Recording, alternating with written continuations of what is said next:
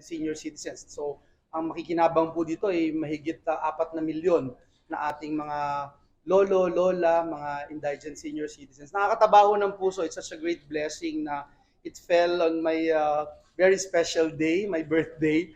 And if you recall, when we were deliberating on this measure, that was the time when I got infected with COVID when I was conducting the hearings here in the Senate.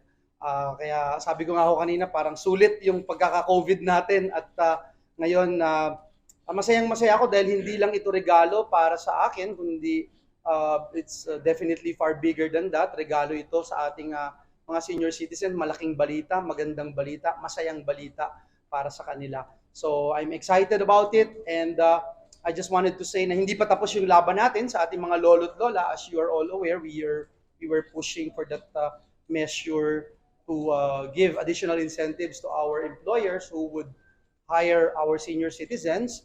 And yung incentive na ito ay ilalakihan natin yung tinatawag na taxable income na deductions nila na from 15% gagawin nating 25%. So malaking bagay ito, no?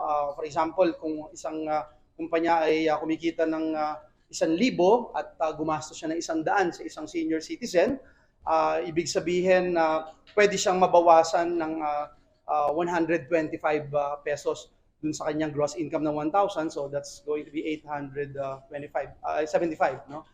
If I'm not mistaken, 875. So ganun po yung mangyayari yun para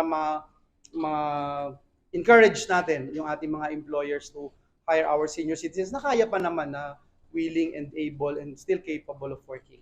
Sir, tell us more about the law. Bakit may